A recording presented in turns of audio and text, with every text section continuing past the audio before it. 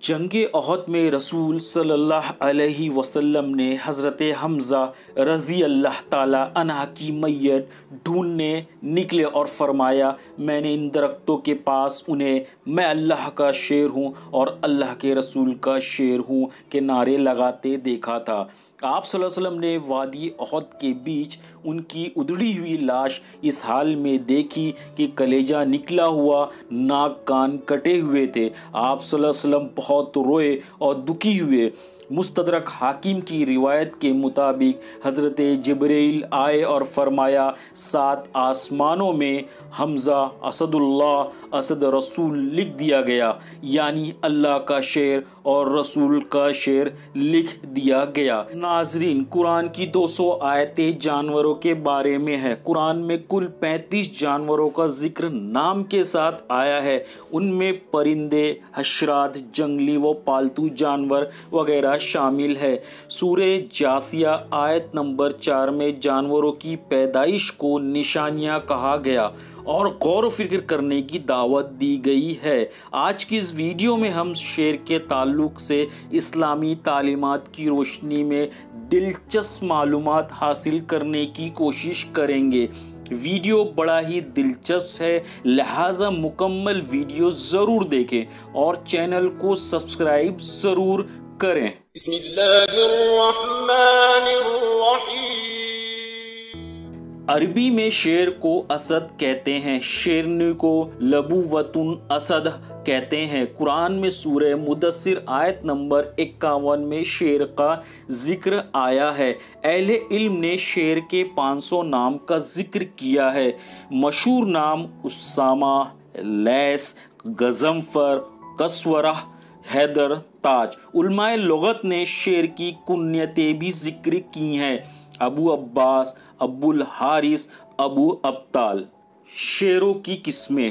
International union of conservation of nature IUCN نے 2 طرح کے شیروں کی اسپیسیز کا ذکر کیا ہے، لیکن اینیمل سیکس نے 8 قسموں کے شیروں کی لسٹ جاری کی ہے اور 2 مزید اور: Asiatic line, Burberry line, waste African line, north east Congo line, east Africa اور میسائی لائن، ساؤتھ ویسٹ افریقن اور کتانگا لائن، ساؤتھ ایسٹ افریقن اور ٹرانسوال line, cap line, white line اور کلاہری لائن۔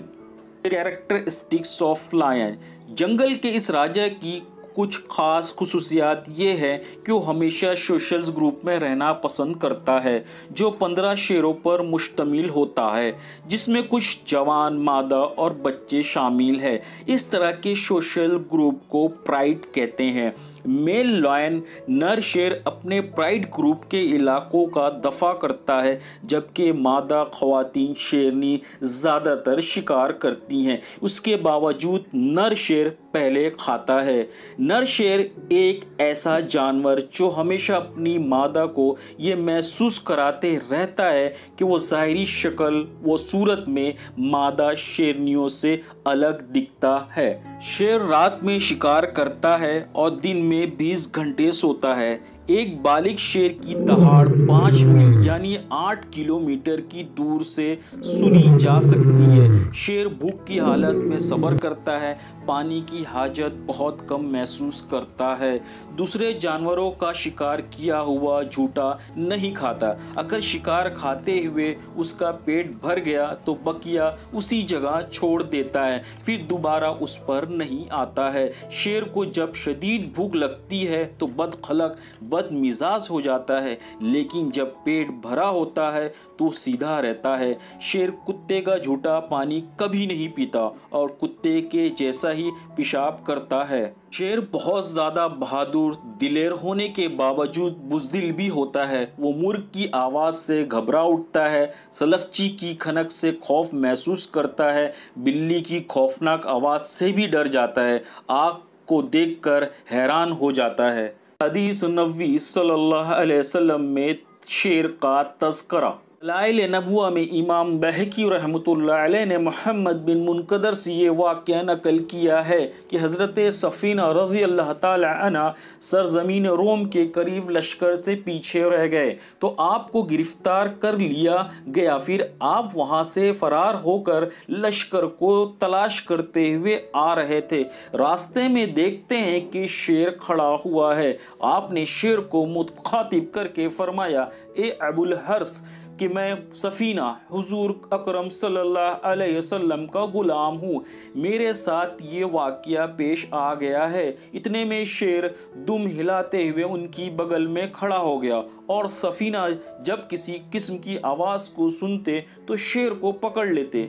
चुनांचा आप बराबर शेर के साथ चलते रहे यहाँ तक के लश्कर को पा लिया। उसके बाद शेर वापस लौट गया। दूसरा तस्करा इस तरह है कि आप सल्लल्लाहु अलैहि वसल्लम ने उतबा के लिए बद्दुआ की, ए अल्लाह अपने कुत्तों में से एक कुत्ता इस पर मुसल्लत फरमा दीजिए।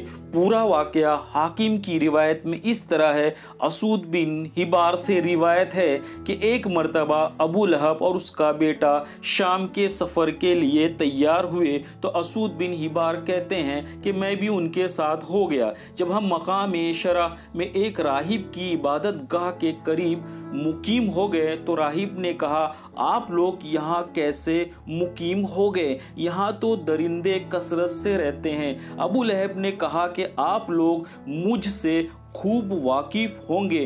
तो हम सब ने जवाब में जी हाँ कहा। तो अबू लहब ने कहा, मोहम्मद सल्लल्लाहु अलैहि वसल्लम ने मेरे बेटे के लिए बद्दुआ फरमाई है, तो आप लोगों का ये इखलाकी फ़र्ज़ है कि अपना सामान वगैरह इस इबादत खाने के ऊपर जमा कर दे और मेरे बेटे को इसके ऊपर बिस्तर लगा दे, इसी के साथ साथ उसके इर्द गिर्द सो जाए। चुनांचा हम सब ने ऐसा ही किया, सामान को जमा करना शुरू कर दिया यहाँ तक कि वो खूब ऊंचा हो गया। फिर हम लोग ने एहतियातन उसके आसपास का दौरा किया और उतबा सामान के ऊपर जाकर सो गया। रात में एक शेर आया और उसने हम सब के मुंह सूंघना शुरू किया। फिर वो छलांग लगाकर सामान के ऊपर पहुंच गया और उतबा के सर को उसके जिस्म से जुदा कर दिया। उस वक्त उतबा अपनी ज़बान से ये कह रहा था, सैफ़ी या क़ल्ब, वाह मेरी तलवार कुत्ते। उसके बाद वो कुछ फिर कहने के काबिल ना हो सका। याद रहे कि रसूल सल्लल्लाहु अलैहि वसल्लम ने शेर को कुत्ता इसीलिए फरमाया था कि शेर भी कुत्ते की तरह एक टांग उठाकर पेशाब करता है। शेर ख्वाब में दिखे तो उसकी ताबीर क्या है? हज़रत इब्न सीरीन रहमतुल्लाह अलैह ने फरमाया है कि ख्वाब में शेर दुश्मन है। अगर देखे कि शेर के साथ जंग की है, दलील है कि दुश्मन से झगड़ा करेगा और जिसको फतेह होगी वही गालिब होगा। और अगर देखे कि शेर के निशान पर गया है, दलील है बादशाह से डरेगा। और देखे कि शेर से भागा है और शेर उसको तलाश करता है, दलील है कि जिससे डरता है उसी से अमन में होगा। और देखे कि शेर का गोश्त खाता है, दलील है कि बादशाहों से माल हासिल करेगा और दुश्मन पर फतेह पाएगा। और शेर का गोश्त खाना बादशाह से खुलत यानी इनाम या इज्जत अफजाई के तौर पर लिबास मिलना है। हज़रत दानियाल अलैहिस्सलाम ने फरमाया है कि अगर ख्वाब में देखे कि उसने शेर का सर पाया है, दलील है कि बादशाही पाएगा। और अगर देखे कि बादशाह ने उसको शेर दिया है, दलील है कि उसको बादशाही देगा और या अपनी मिल्क में से विलायत देगा। और अगर देखे कि शेर का सर पर बैठा है, दलील है कि उसकी दौलत और मर्तबा ज़्यादा होगा। हज़रत जाफ़र सादिक रहमतुल्लाह अलैह ने फरमाया है कि ख्वाब में शेर का देखना 3 वजहों पर है।